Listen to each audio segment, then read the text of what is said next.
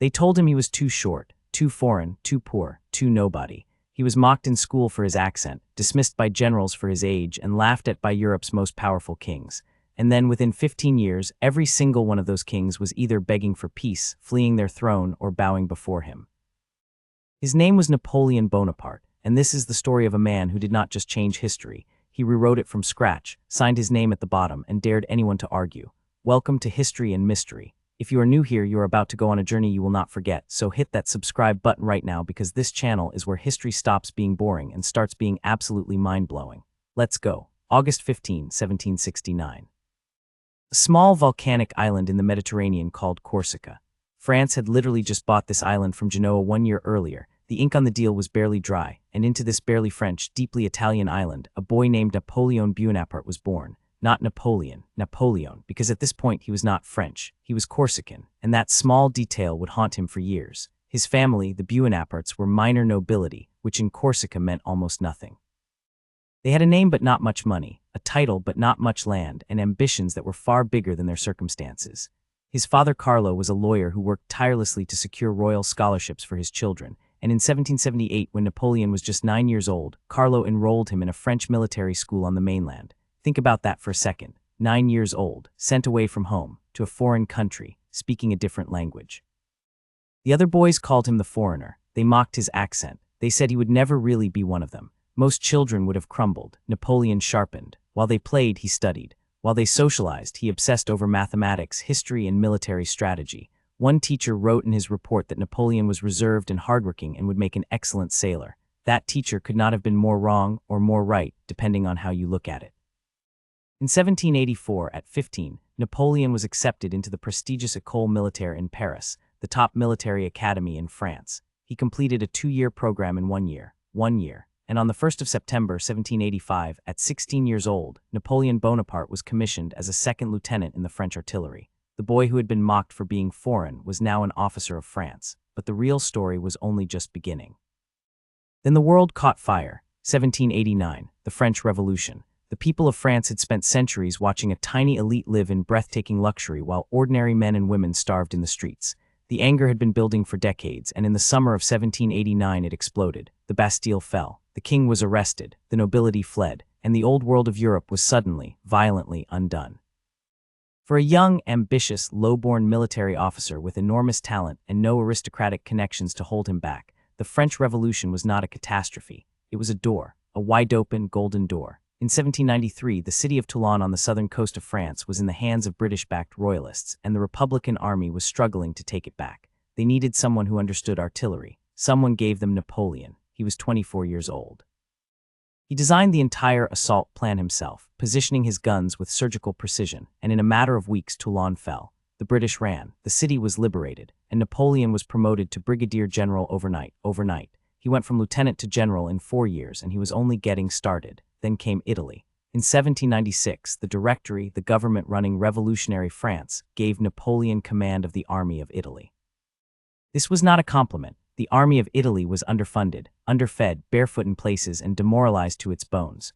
The soldiers called it the worst posting in the French military, but Napoleon stood before those broken men and said something extraordinary. He said, "I will lead you into the most fertile plains in the world. Rich provinces, great cities, all shall be at your disposal. There you will find honor, glory, and riches. Soldiers of Italy, will you lack courage or constancy?" And they roared. Within months, Napoleon had won battle after battle across northern Italy: Montagnat, Millesimo, Dago, Mondovi, Lodi, Castiglione, Arcole, Rivoli, 17 engagements against multiple European powers, and he won nearly all of them. He did not just defeat armies, he humiliated them. He moved faster than anyone thought possible, cut off supplies before the enemy even realized what was happening, and turned every disadvantage into a weapon. When he returned to Paris in December 1797, the crowds went absolutely insane.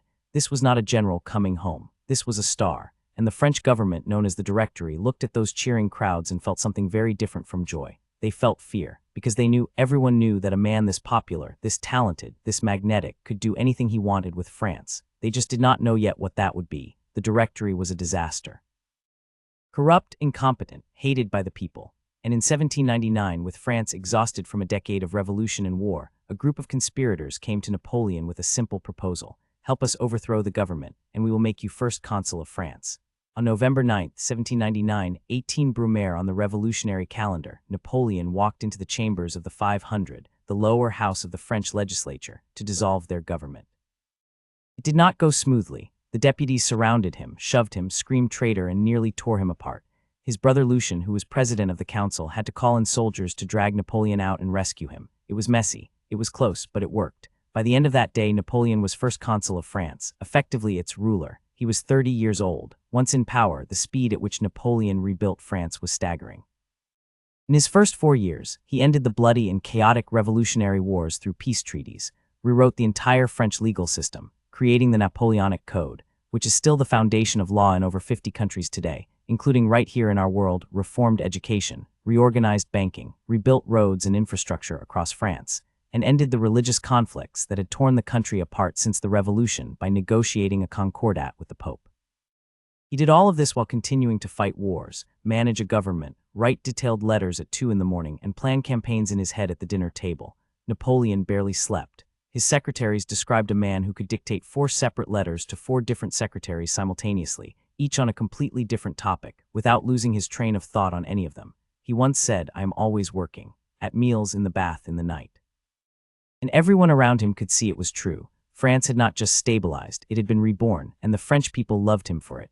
In 1802, a national referendum made him consul for life with an overwhelming vote. 2 years later, they went further. December 2, 1804. Notre Dame Cathedral, Paris. The Pope himself, Pope Pius VII, had traveled from Rome to crown Napoleon emperor. The whole of Europe watched in disbelief. Because no one had been crowned emperor in the West since Charlemagne, 1,000 years before, and then Napoleon did something nobody expected. As the Pope prepared to place the crown on his head, Napoleon reached out, took the crown from the Pope's hands, and crowned himself. He then took a second crown and placed it on the head of his wife, Josephine. The message to Europe was unmistakable. I did not receive this power from God or from the Church. I took it because I earned it. At the peak of his empire, Napoleon controlled territory stretching from Spain to the borders of Russia.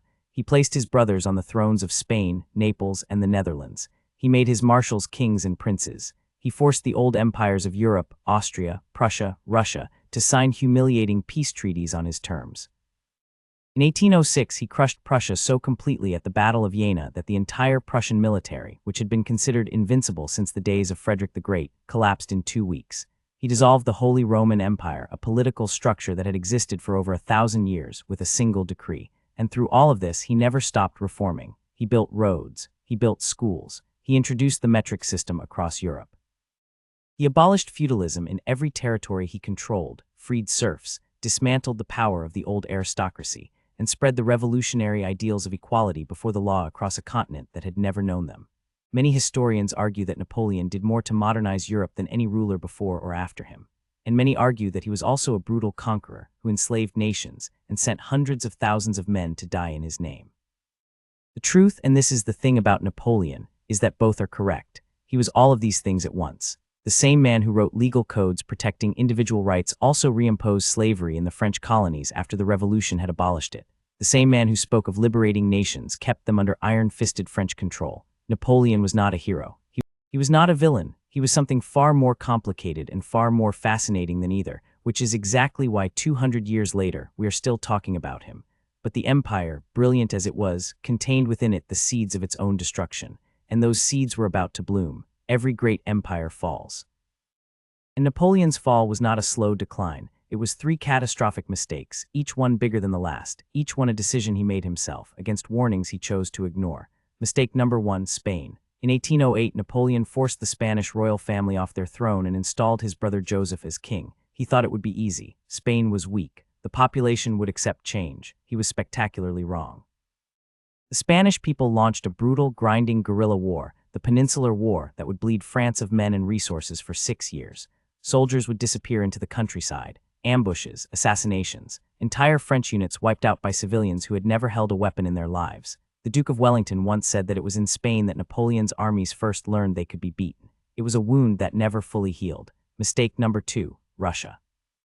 In 1812, frustrated by Russia's refusal to enforce his trade blockade against Britain, Napoleon assembled the largest army in the history of the world to that point, over 600,000 men from across the empire, and marched east. His advisors warned him. His marshals warned him. Even his closest allies warned him. He ignored all of them. the Russians refused to fight a pitched battle. Instead, they retreated, burning everything behind them: crops, cities, supplies, leaving Napoleon's enormous army with nothing to eat and nowhere to shelter as autumn turned to winter.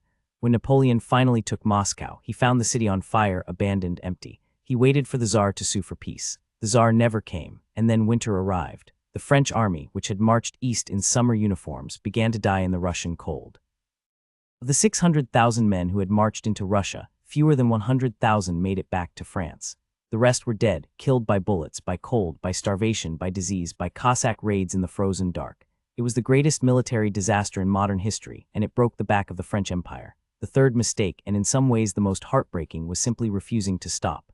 After Russia, after Spain, after years of constant war, France was exhausted. The coalition of Britain, Austria, Prussia, and Russia that now faced him had never been stronger or more united. At the Battle of Leipzig in October 1813, the Battle of Nations, Napoleon faced the largest army ever assembled against a single general, nearly 380,000 Allied troops, and he lost. The empire began to collapse, city by city, province by province. In March 1814, Allied armies entered Paris. Napoleon's marshals told him it was over. He refused to believe it, but the men who had followed him for 20 years, who had bled and sacrificed for him across a dozen countries, had finally reached their limit. On April 6, 1814, Napoleon Bonaparte abdicated for the first time. He was sent into exile on the island of Elba, a tiny territory off the coast of Italy. The conqueror of Europe was given a small court, a few hundred soldiers to command, and an island 12 miles long. And for most men, that would have been the end. Napoleon was not most men. He escaped. On March 1, 1815, he landed back on the coast of France with 1,000 men, and what followed is one of the most extraordinary things in military history. Every army sent to stop him joined him instead. When soldiers raised their rifles at him on the road to Paris, Napoleon reportedly walked forward alone, opened his coat, and said, "Soldiers of the 5th Regiment, if there is any man among you who would shoot his emperor, here I am." Not one man fired. Within 20 days, without a single battle, Napoleon had walked from the coast back to the throne of France. This period is called the 100 Days. It ended at a small Belgian village called Waterloo on June 18, 1815, where a combination of Wellington's stubborn defense and the unexpected arrival of the Prussian army crushed the French in a single afternoon. Napoleon surrendered for the second and final time. He was 45 years old. The Allied powers were not making the same mistake twice. Elba had been too close to France, too easy to escape from. This time they found the most remote inhabited island on Earth, St. Helena, a volcanic rock in the South Atlantic Ocean, 1,200 miles from the nearest coastline in any direction. There was no escape from St. Helena. Napoleon arrived in October 1815. He would never leave. For 6 years, the man who had ruled half the world lived on a damp, windswept island, arguing with his British jailer, gardening in the afternoon, playing chess in the evenings, and spending hours, days, dictating his memoirs. And this might be Napoleon's greatest achievement that nobody talks about. In those memoirs, dictated to companions on St. Helena, Napoleon crafted a story, a legend. He portrayed himself not as a conqueror but as a liberator, not as a tyrant but as the heir of the French Revolution, fighting to spread freedom against the reactionary monarchies of Europe. He rewrote his own history with breathtaking skill, and it worked. The myth that we know today, Napoleon the genius, Napoleon the reformer, Napoleon the romantic hero, was largely constructed by Napoleon himself on a lonely island in the South Atlantic, knowing full well he was building his own legacy for history.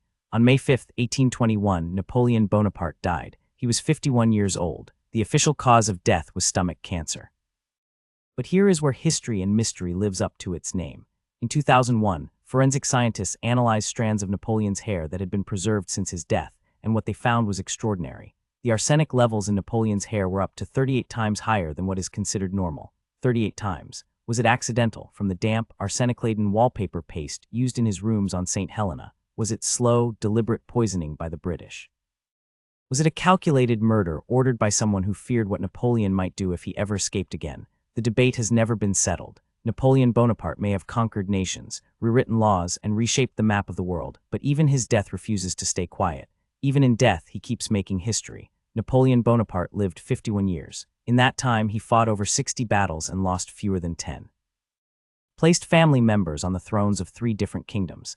He sold the Louisiana Territory to the United States for 3 cents an acre, 15 future American states, because he needed the money for wars in Europe. He created a legal code that still governs over 1.5 billion people on this planet today. He built the modern French educational system. He introduced the metric system. He broke the back of the feudal order that had ruled Europe for 1,000 years. And he did it all starting from nothing: a foreign boy, a mocked accent, a borrowed scholarship. The kings who laughed at him ended up running from him. The generals who doubted him ended up under his command. And the historians who have spent 2 centuries trying to reduce him to a single word — hero, tyrant, genius, monster — have never succeeded, because Napoleon was never one thing. He was the full, raging, complicated, contradictory width of what a human being can be when they refuse, absolutely refuse, to accept the limits the world has placed on them. That is the story. That is the entire life of Napoleon Bonaparte. Now, what do you think? Was Napoleon a liberator or a conqueror? Drop your answer in the comments right now, because I read every single one and I want to know where you stand.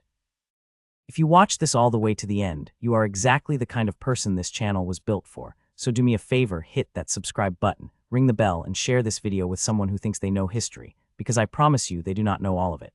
Next week, we're going even deeper. We are doing a full investigation into who really poisoned Napoleon, the suspects, the evidence, and the cover-up that may have lasted 200 years. You do not want to miss that one. I will see you there.